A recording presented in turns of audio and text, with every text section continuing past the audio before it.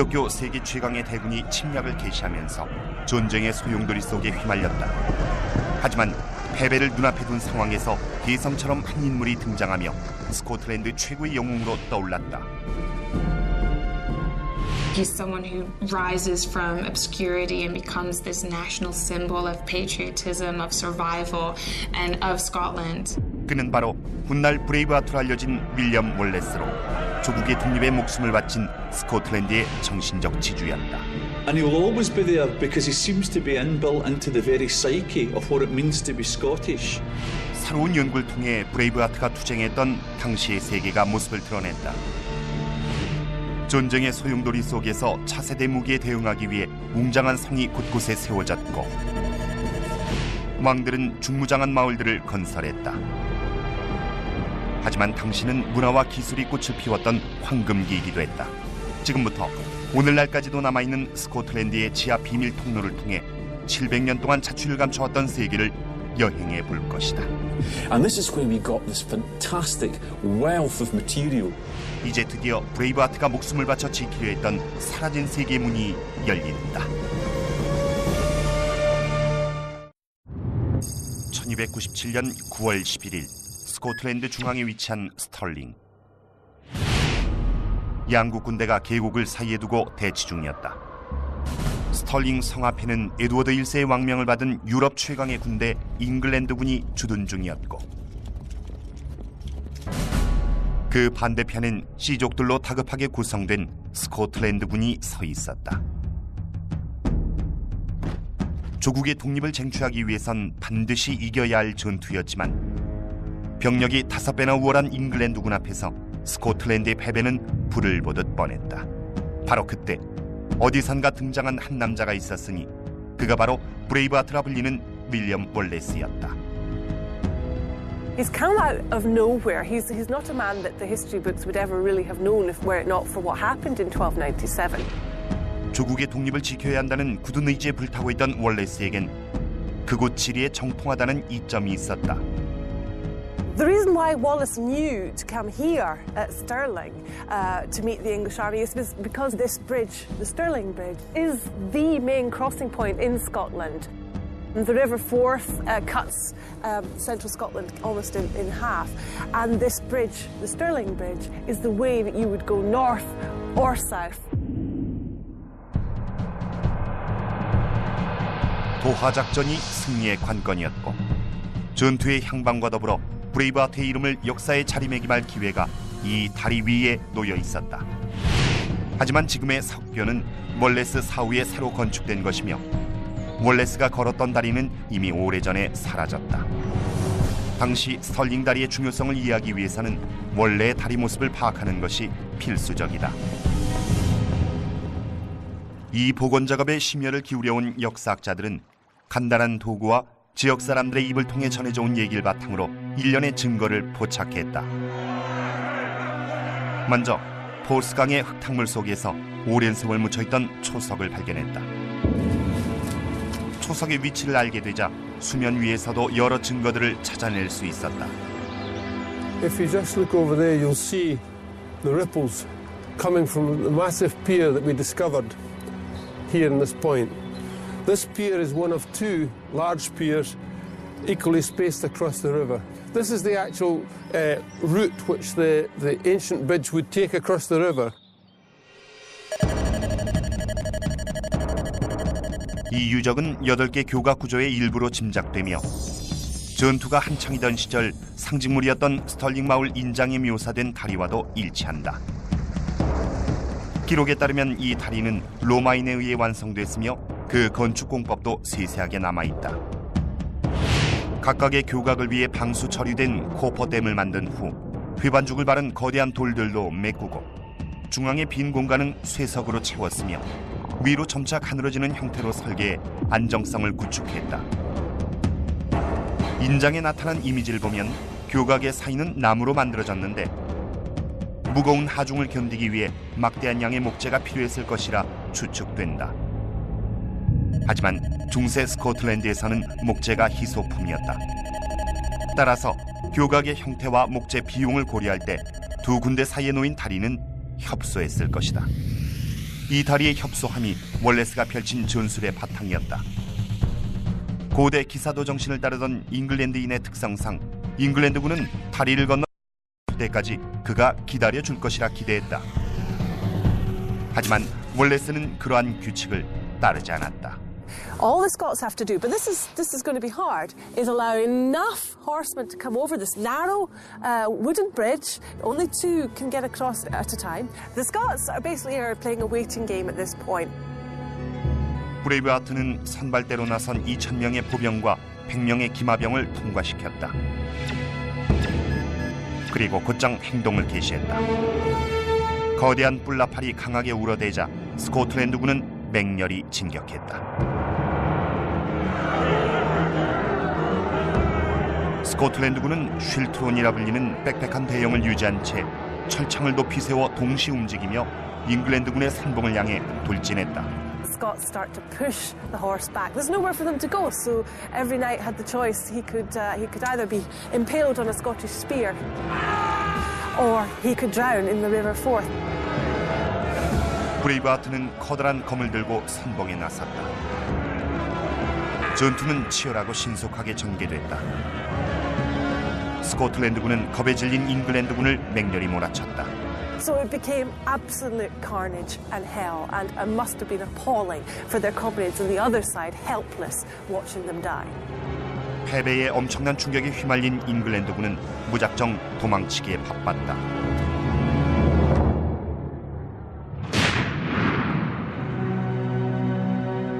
하지만 스코틀랜드군 역시 브레이브하트의 동료 사령관이었던 앤드류 머레이가 치명적인 부상을 당해 곧 전사하는 아픔을 겪었다.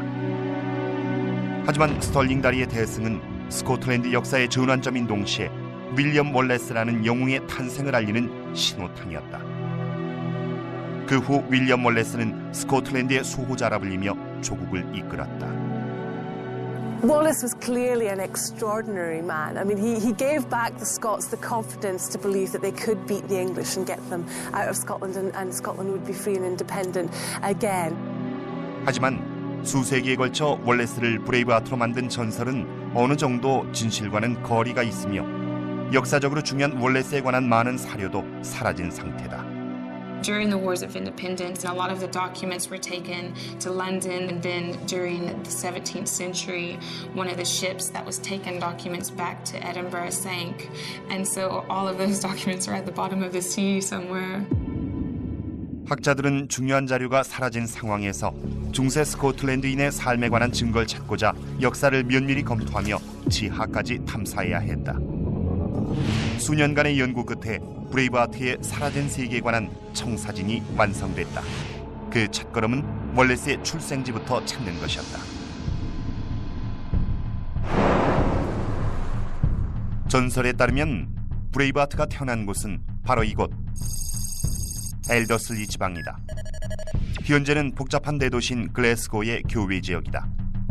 고고학자 데릭 알렉산더는 이곳을 자주 방문하며 월레스의 숨겨진 어린 시절에 관한 단서를 찾아왔으며 1270년경으로 거슬러 올라가는 증거들을 파악하는 중이다.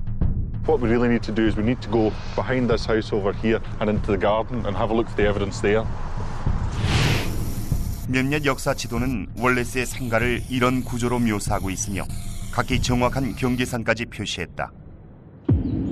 데릭은 이 현대가옥 뒤로 흐르는 도랑과 이 경계선이 일치한다고 생각한다. And we think that the remains of the enclosure might still survive in bits of it, but we don't know exactly where. But the best way to find out about the date of this site would be actually to look in the ditch. So we're going to have a look.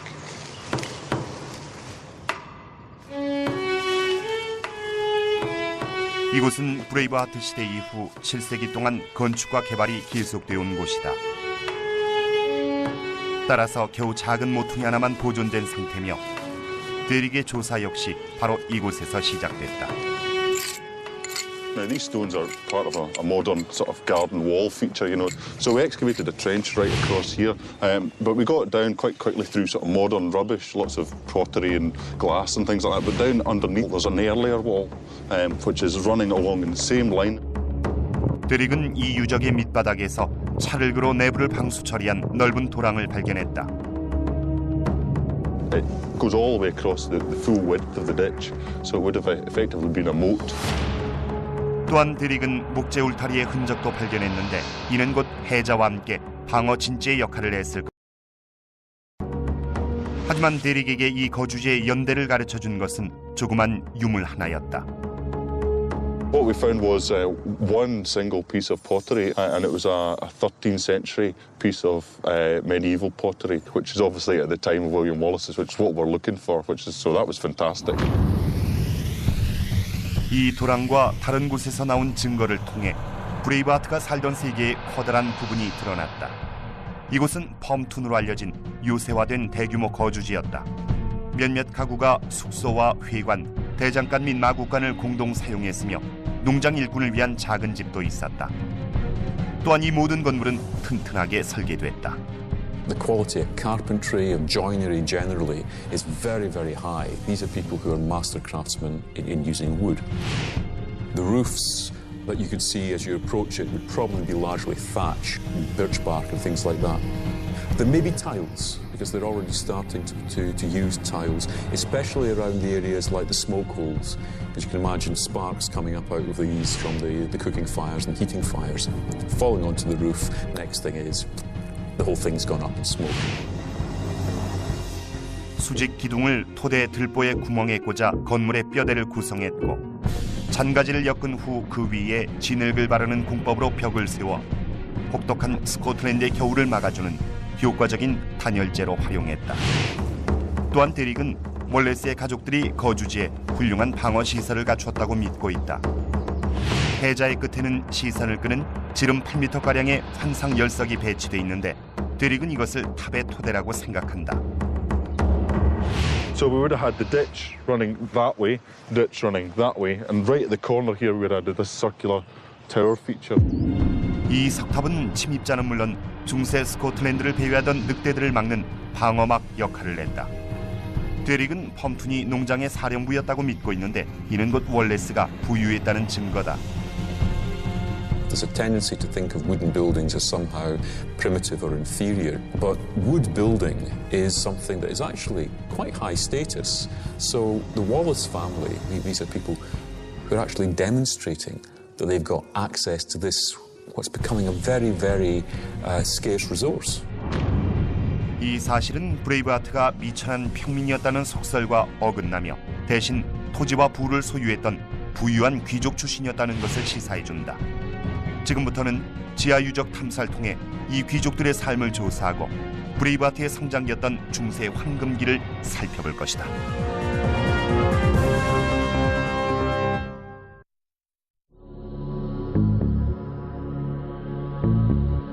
할리우드 영화에서는 브레이브하트로 알려진 윌리엄 월레스를 타고난 전사로 묘사했지만 월레스는 가족들의 권유로 교황의 보호 아래 있던 수도사 집단의 몸을 의탁했던 또 다른 과거가 있었다. 월레스가 고향의 농장을 떠났을 땐 인생의 향로가 분명해 보였다. 하지만 월레스는 곧 상상도 못했던 거친 길을 걷게 된다. 우리는 이 조사를 통해 베일에 가려있던 월레스의 사라진 세계를 밝히고 중세 스코틀랜드에 관한 우리의 생각을 새롭게 조명할 것이다. 월레스는 고향에서 수 킬로미터 떨어진 페이즐리 대수도원에서 기거했으며 오래된 석조 건물인 이 수도원은 여전히 그 자리를 지키고 있다. 월레스의 시절엔 이 수도원이 클위니파 계열이었는데 클위니파는 부와 재화가 풍부한 곳으로 명성이 드높았기 때문에 수도원 역시 웅장한 건물로 유명했다. The abbey at Paisley here, it's founded by the Stuart family back in the 12th century. And the Stuarts are the patrons of the Wallace family. So it's a kind of place that Wallace and his family generally would have been quite familiar with. 월레스의 교육비는 자신의 군주였던 스튜어트 씨족의 수장이 부담했으며 바로 이곳 페이즐리 대수도원에서 월레스는 한때 수도사로서의 삶을 살았을 수도 있다. The lifestyle there is very, very much that of the monastic regime. It means getting up before dawn in the morning, services in the church. But they would also have a fairly heavily regulated routine of lessons They'd have to be trained in scripture, they'd have to be trained in theology, and just generally getting the all-round education of a literate person in the Middle Ages. 과거 13세기경의 피질리 수도원은 부유하고 영향력도 높았으며 그 오직 로마 교황에게만 복종했다. 대수도원은 거대한 수도원의 중앙에 서 있었다. 휘랑으로 연결된 대성당은 헛간과 마국간, 창고 등 많은 건물들에 둘러싸여 있었는데 모두 탐장이 에워싸고 있었다. 하지만 수도사들은 고립된 생활과는 거리가 멀었으며 이 건물 지하에서는 정교한 하수시설까지 발견됐다. 조사 결과 이 하수시설은 주요 건물엔 모두 연결돼 있었으며 매일같이 발생되는 오물을 밖으로 배출시켰다. 이 하수시설을 통해 수도원이 외부 세계와 특별한 관계를 취하고 있었음이 밝혀졌고 무려 500년 동안 숨겨져 왔던 고도 문명 사회의 존재가 드러났다.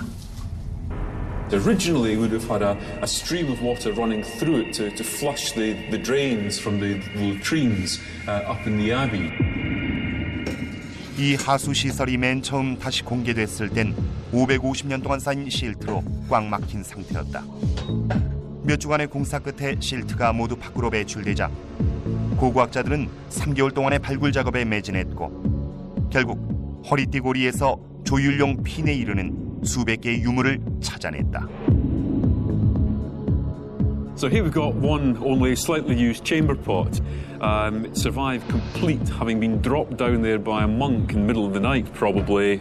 They're also collecting human urine because they use it for a variety of things. It's used, for example, as a cleanser, believe it or not, and a disinfectant for clothing. 유물 중에는 월레스가 수도원에서 들었던 음악에 관련된 것도 있었는데 이것은 손으로 쓴 성가대 악보다. It's a piece of multi-part music. In fact, it's the earliest known surviving piece of multi-part music in Scotland. It's for 3 voices. And I think what's really most interesting about this, most wonderful about this is the genuine voice of the medieval monastic choir. 이 유물들은 유럽 본토에서 가져온 천으로 쌓여 있었는데 이는 곧 중세 스코틀랜드가 고립된 후진국이 아니었음을 뜻한다. 또한 향신료와 식물의 잔재는 국제 무역에도 발을 디뎠음을 시사한다. This is where evidence for the connections with the wider world, far beyond even Europe, some of these things coming from the Near East, some of them coming from Indonesia and places such as that. 실트와 모든 유물이 세상에 드러났지만 전문가들은 여전히 그 뒤에 남은 흔적에 감탄하고 있다. 바로 하수구 그 자체인데 무려 500년 세월의 풍화를 견디고 찬란했던 건축 공법의 역사를 그대로 보존하고 있다. This is high quality stonework, first class engineering.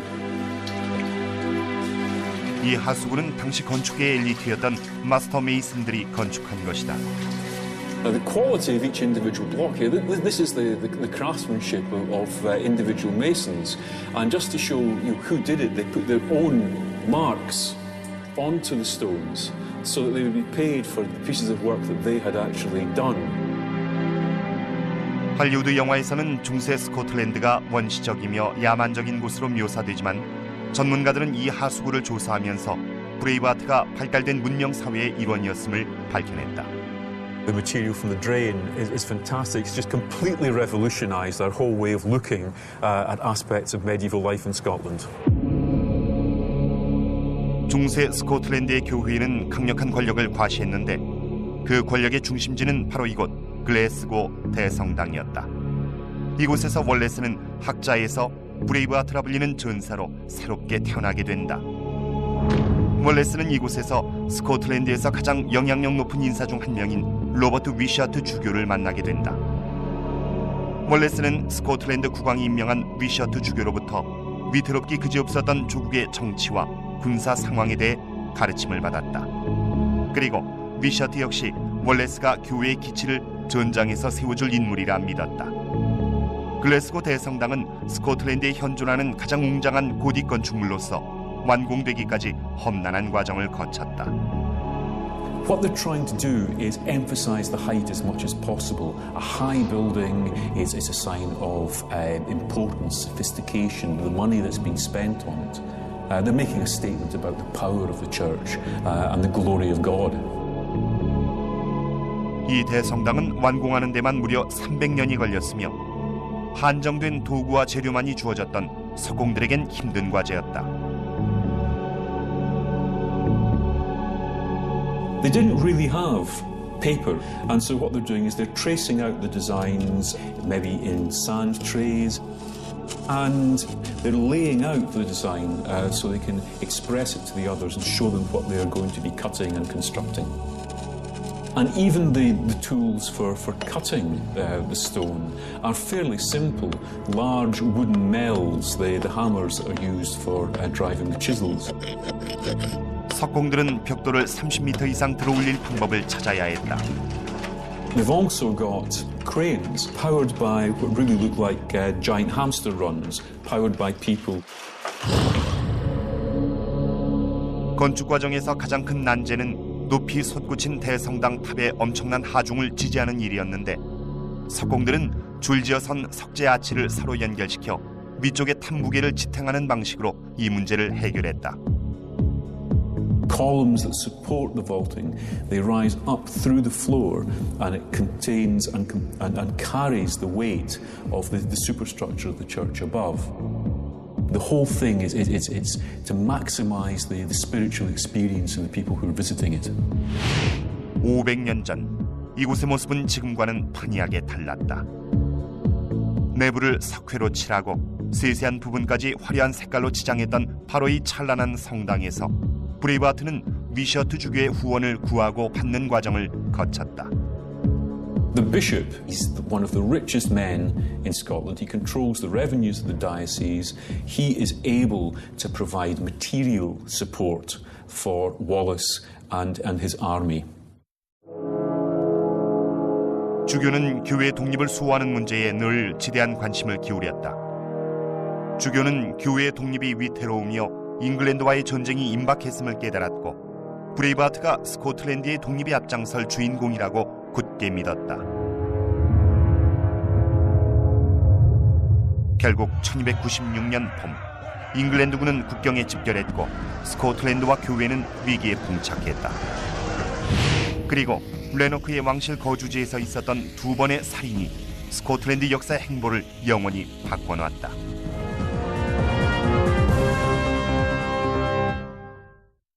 I'm gonna have myself a real good time. I feel alive. 결정적인 순간 당신의 비즈니스가 멈춘다면 And the world don't stop me 'cause I'm having a good time. 신도리코 non-stop 솔루션으로 비즈니스는 멈추지 않는다. Like a tiger, defying the laws of gravity. Technology Spirit. Shindorico.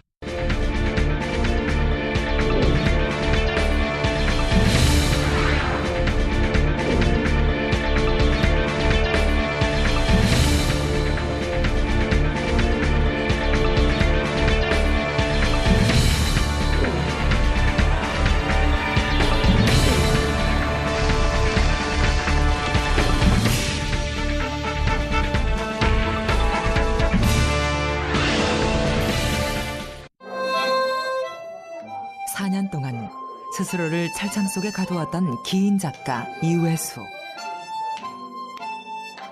젊은 날의 가난과 고통을 따뜻한 감성으로 풀어낸다. 그를 쓰겠다, 혼을 다 바치겠다 이런 각오는 하고 있습니다.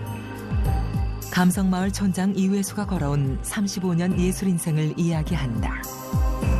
꿈꾸는 사람들의 바이오그래피 많은 시청 바랍니다.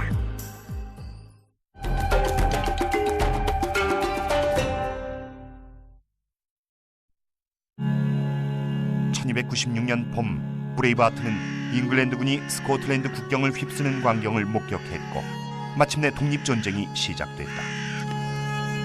잉글랜드는 스코틀랜드 전역에 걸쳐 부유한 상업도시나 섬을 주요 목표로 삼았다. The English crown is in debt up to its eyeballs, and Scotland is perceived as being a wealthy society that can be taxed. 당시 유럽에서 전쟁을 벌이고 있던 잉글랜드의 에드워드 1세는 돈과 병사가 필요했다. And you can imagine the kind of rumour that'd be going around. What Edward is actually trying to do is get all the cream of Scottish society, all the best men in Scotland out of the country, send them overseas where they'll be killed fighting in his war. 에드워드 왕의 군대가 차례로 마을을 함락하는 동안 스코틀랜드군은 속수무책으로 당했다. What we've got to bear in mind is that this occupation came on the back of a very, very short war. There had been a brutal and bloody sack of Berwick when Edward I of England had taken it. But that was intended as a terror tactic. And so it worked. No other Scottish borough resisted Edward's army as it advanced around the country. 이어 잉글랜드는 번성 중이던 레너크로 시선을 돌렸다. 최신 연구를 통해 월레스 시절 당시 이 마을의 모습이 복원 가능해졌고 이곳에서 일어난 두 건의 살인으로 말미암아 마침내 월레스는 저항의 깃발을 세우게 된다. It hasn't changed much since the time of Wallace. There was originally a stream ran right down the middle, and the reason it's set back like this is this was the old marketplace of the town. Now, although the buildings are modern, the outline hasn't changed very much. The street was wide like this because there would have been stalls with people selling things on market day. 레너크는 스코틀랜드의 왕실 도시로 특별 지정된 곳이기 때문에 아주 엄격한 지침 아래 계획되고 설계된 곳이었다. 배너리라 불리는 옆길은 시장 바깥으로 이어지며 동일한 바둑판 구조를 형성한다. The king or the king's agent would have come along and actually marked out on the ground, cutting small ditches, for example, or marking out with ropes the dimensions of these individual burgages, as they're referred to. 레너크와 같은 왕실 도시 건설은 큰 성공을 거두며 유럽 전역에서 상인과 장인들이 몰려들었고 곧 왕에게 엄청난 수입을 안겨주었다. So it's a crowded, noisy, smelly, vibrant, dynamic environment. 중심거리 끝에 오래된 마을 탑 너머인 성 켄티건 교회가 있었다. 속설에 의하면 이곳에서 월레스가 연인 메리언 브래드 풋을 만났다고 하며 이 교회에서 결혼했다는 전설도 남아있다. Wallace's marriage and his coming to Lanark to be with Marion marks a very important time in the history of Scotland. And basically, the struggle to regain Scotland's independence was started in this town by Wallace. 일설에 의하면 메리언이 잉글랜드 병사에게 살해당한 사건으로 인해 월레스가 투쟁의 기치를 세웠다고 전해진다. This is where legend and history mixes together very, very neatly. There's a powder keg waiting to explode, and some circumstance, perhaps the death of Marion, perhaps just the way in which he was pushed around once too often by a member of the garrison, triggers something in Wallace. 월레스는 곧장 잉글랜드 점령군이 주둔 중이던 레너크의 성으로 향했다. 이 성의 실제 위치는 오랫동안 확실치 않았지만 역사가 데이비드 로스는 이 둥근 언덕이 월레스가 복수를 감행했던 장소라고 믿고 있다. Down in a ditch here, and this ditch was actually part of the defence of the old castle of Lanark. The castle was actually built on top of this mound that runs up behind me here. It would have been wood mostly. 작은 숲에 자리 잡은 레너크 성은 주위에 방어용 도랑을 파면서 나온 흙으로 언덕을 세워 그 위에 건축했다. 언덕 꼭대기에 목재 말뚝을 둘러치고 전투용 연단을 세운 다음 내부에는 주지사의 탑을 건축했다. 가교를 놓아 작은 숲과 베일리라 불리는 아래쪽에 위치한 안마당과 연결했는데 이곳엔 병사들의 숙소와 마구간을 비롯해 창고가 위치했다. Timber castles can be very quick to build. It's one of the great attractions of them. And although they're very quickly built, they're actually very strong. 마을을 내려다보고 있는 성을 보면 21m 길이의 언덕이 단지 방어용만이 아님을 알 수 있다. It would have been quite imposing, this place, because it can be seen for miles around up here on top of the mound. And of course the English would have been flying banners to show that the place was under English occupation. 겉모습도 인상적이지만 실제로 레너크의 이 목재 성체는 난공불락이었다. 1297년 어느 여름밤 브레이브하트는 불가능을 현실화했다. 감쪽같이 성에 침입해 잉글랜드군의 사령관이자 주지사인 해슬릭을 처치한 것이다. And Wallace came here in retaliation for the murder of his wife, and somewhere within the building that stood here, he came face to face with her murderer, and he said, "I am Wallace. Die, Heselrig." 월레스는 목재성을 탈출한 후 불을 질러 태워 없애버렸다.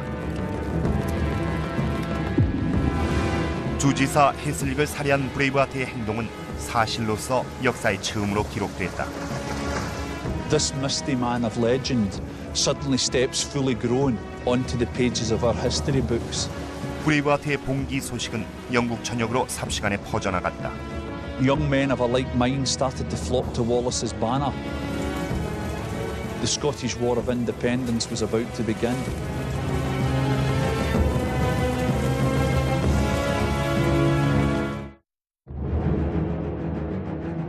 (1297년) 여름 내내 브레이브하트 윌리엄 월레스는 잉글랜드 점령군을 상대로 게릴라전을 전개해 나갔고, 마침내 스털링 다리의 대회전에서 잉글랜드군의 침략에 제동을 걸었다. It was a great victory for the Scots. Politically, the Scottish government was able to expel the Edwardian administrators, and Scotland, an independent Scotland, seemed in their grasp at that point. 전쟁 상황이 급변하면서 이젠 단지 침략군의 진격을 막는 데서 그치는 것이 아니라 완전히 축출할 수 있는 시점에 다다랐다. Obviously, winning the battle was very, very important, but what Wallace had to do now was to re-secure Scotland for the Scots, and to do that he needed to get the English out of Scotland's castles. 당시 스코틀랜드 전역에 산재해 있던 성은 군사력과 재력 및 권력의 근거지 역할을 수행했다. 세월의 흐름 속에 한때 웅장했던 모습은 빛이 발했지만 이제는 브레이브하트 시절 당시의 모습을 재현할 증거를 찾아냈다. 성의 함락은 월레스 전략의 핵심이었으며 성공하기 위해서는 늘 난관을 넘어서야 했다. 언뜻 보기에 로크 리브는 강력한 성체 같아 보이진 않지만 서기 490년 이후부터 건축가들이 이곳을 천연의 요새로 지목해왔다. 이 성은 호수 중앙에 떠있는 섬에 위치해 있으며 전설에 따르면 브레이브하트가 이 성의 함락을 위해 사력을 다했고 최전선에서 부하들을 이끌었다. And Wallace himself swam out to the castle and managed to take the garrison's boat. No mean feat, because the water here is deep and very cold. He managed to row back to shore. He took his 18 men on board and they came out here. The water come right up to the walls in these days, and obviously you could be picked off by archers. 성을 둘러싼 방벽은 높이가 겨우 4.5m 정도였으며 잉글랜드 점령군이 호수라는 지리적 이점만을 철통같이 믿었던 탓에 브레이브하트의 게릴라 전술에 대한 대비가 전혀 없었다. We're told they slaughtered 30 of the garrison, but they did spare the women and children. But the extraordinary thing for me is to be able to come here 7 centuries on and touch the stonework, the very stonework that Wallace and his men scrambled over.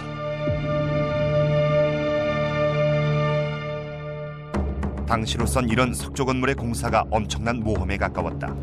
I suppose most people must look at old castles like this and just look at the strength of them without actually thinking about how they were constructed. 이 2.5m 두께의 벽은 휘반죽을 칠한 돌을 2겹으로 쌓아 쇠석으로 채웠는데 무거운 돌덩어리를 호수 너머로 운반한 다음 모양대로 잘라 제자리에 올려놓았을 게 분명했다.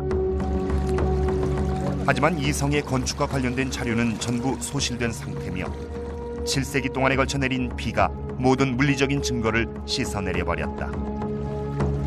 The mind boggles at just the engineering problems that they've overcome to build somewhere as complex as this. 이런 난제들을 이해하기 위해 브레이브하트 시절의 성으로선 가장 보존이 잘 된 보스웰 성을 조사해볼 필요가 있었다.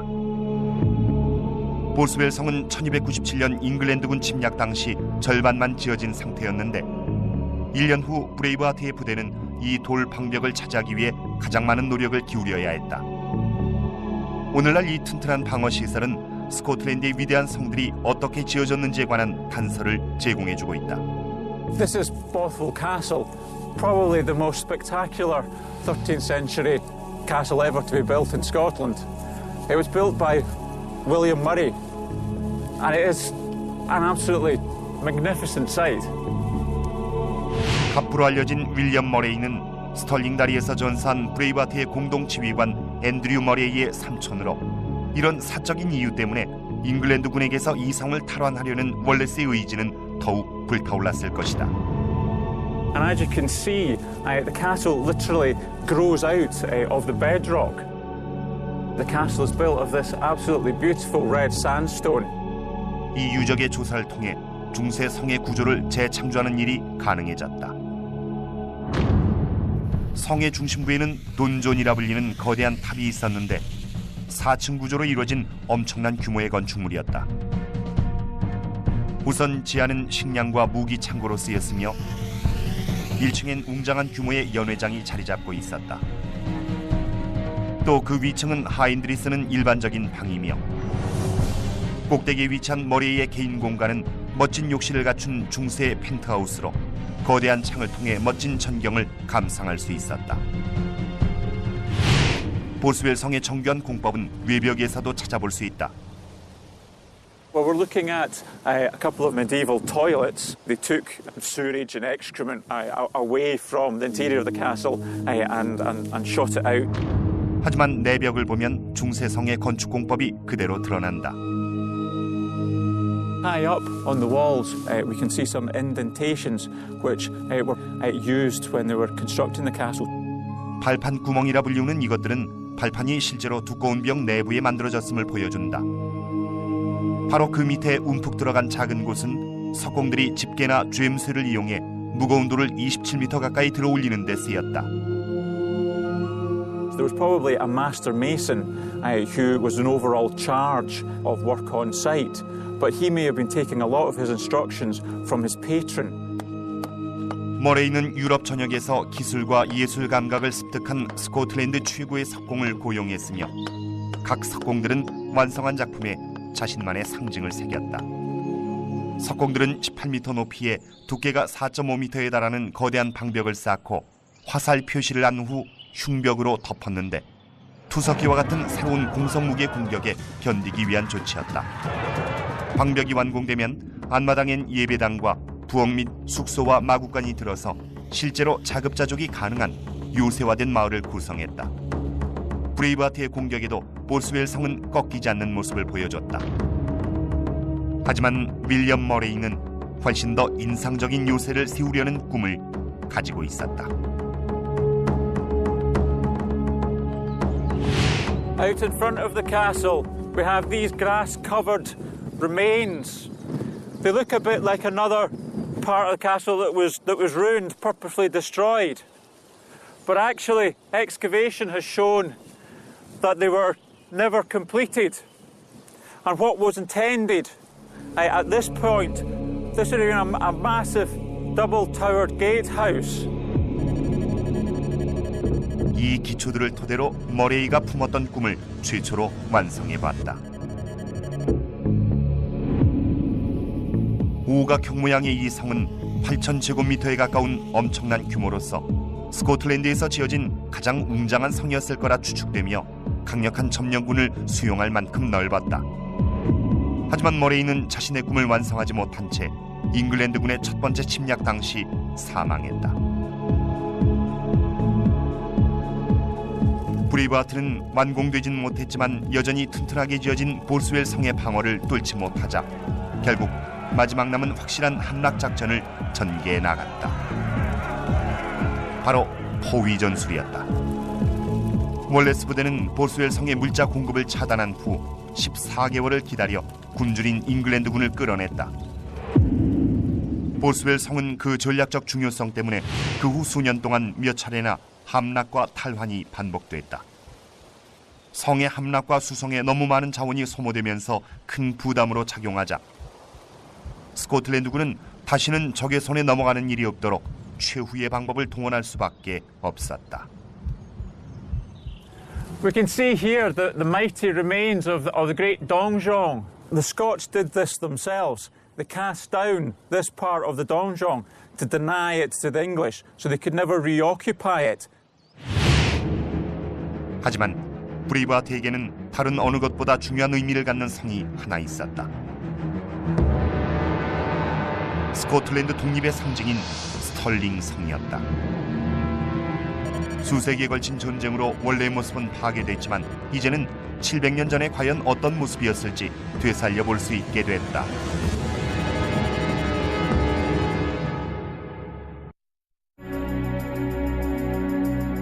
(13세기는) 스코틀랜드 성 건축의 황금기였고 이는 곧 강력한 방어력과 방대한 거주지라는 차세대 건축물로 특징지어졌다. 이곳은 스털링 다리에서 거둔 브레이브하트의 대승 외에도 한층 더 중요한 의미가 존재한다.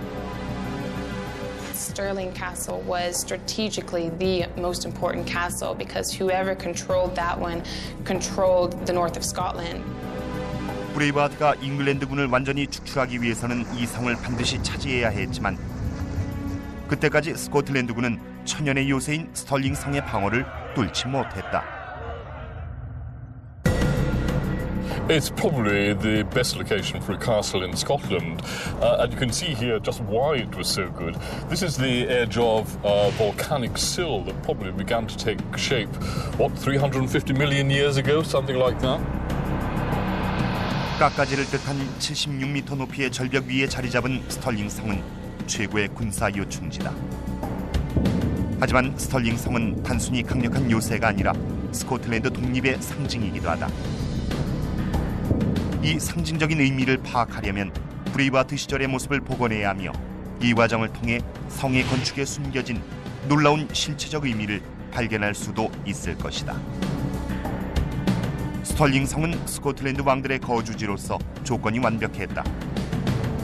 This was an extremely important royal castle. You can see how the buildings perch right on the very edge of the castle rock. That was probably the most prestigious part of the whole castle. So we think that it must always have been the site for the royal lodgings. 이 성은 무려 200년 이상 왕실의 거주지였다. And it was very important to the kings to make sure that their buildings were absolutely in the height of fashion. 따라서 브레이브하트 시절의 스털링 성은 현재와는 현격하게 다른 모습이었을 것이다. Masonry was never meant to be seen as naked masonry. It was always covered over with a lime render, and it's very likely that several of the elements would have been picked out in quite rich colors. 유행에 따라 수 킬로미터 밖에서도 확연히 보일 때만이 성의 존재 가치가 있었으며 왕실 소유의 스털링 성은 이 점에서 가장 뛰어난 면모를 과시했다. We've got a tendency to think about castles as great fortresses, you're constantly in a state of armed preparedness for siege. But these places are status symbols. It's a way of demonstrating your wealth and your sophistication, and you're proclaiming that you are somebody that matters. 월레스가 성을 차지하기 위해 왔을 때는 이미 결정타를 날린 뒤였다. 스털링 다리에서 자신의 부대를 앞세워 거의 모든 잉글랜드군을 괴멸시킨 것이다. 몇몇 잔존 병력들도 보급품 부족과 브레이브하트의 예상치 못한 승리에 압도돼 모두 며칠 이내에 백기를 들었다. 브레이브하트가 마침내 스털링을 장악하자 이제 남은 잉글랜드군을 조국에서 축출할 수 있게 됐다. 하지만 1년도 지나지 않아 패배의 자극을 받은 잉글랜드의 에드워드 국왕은 다시 병력을 전쟁터로 투입한다. 곧 잉글랜드 국왕은 스털링에서 16km도 떨어지지 않은 폴커크 마을에서 브레이브하트와 맞서게 된다. 이번엔 에드워드 국왕이 내세운 신무기가 전투의 승패를 결정지었다. I mean, to be fair to him, for the first time, I think, really in British history, it's the longbow, the English longbow, that defeats the Scots. But it was this hail of arrows that the Scots could do nothing about. 브레이브하트는 목숨은 건졌지만 예성처럼 등장한 1년 전처럼 몰락도 그만큼 빨랐다. After the defeat of Falkirk, Wallace let go of the guardianship. His leadership rested on his military success, and obviously he didn't feel that he could lead the country if he couldn't win Falkirk. 하지만 월레스는 투쟁을 이어가며 조국의 독립을 위한 지원을 구하기 위해 해외로 나섰다. The following year, he went into France, tried to get help from the French and also from the Pope. 그러나 1304년 월레스가 사력을 다해 쟁취했던 성들이 다시 잉글랜드의 손에 넘어가자 브레이브하트는 다시 돌아와 최전선에서 싸웠다. 하지만 몇 달 만에 친구에게 뼈아픈 배신을 당하고 잉글랜드군에 붙잡힌 후 런던의 법정에서 반역죄를 언도받았다. 월레스는 거리를 지나 스미스필드까지 끌려간 후 이곳에서 교수형을 당하고 사지가 찢기며 천천히 고통스러운 최후를 맞게 된다. Where Wallace really scores, I think, is after his death, his terrible, gruesome and awful death, and that undying spirit of freedom that he never, ever gave up on. 그 후 42년의 세월이 흐른 후에야 스코틀랜드는 독립을 쟁취하게 되지만 브레이브하트의 정신은 조국을 감동시켰다. You can't compare anyone else in Scottish history to him. He's someone who rises from obscurity and becomes this national symbol of patriotism, of survival, and of Scotland. 윌리엄 월레스의 잃어버린 세상은 스코틀랜드 독립투쟁의 발상지였으며 월레스는 브레이브하트로서 조국 스코틀랜드의 수호를 위해 온몸을 던졌다. 그리고 700여 년이 지난 오늘날까지 스코틀랜드는 그 이름을 가슴에 새기고 있다.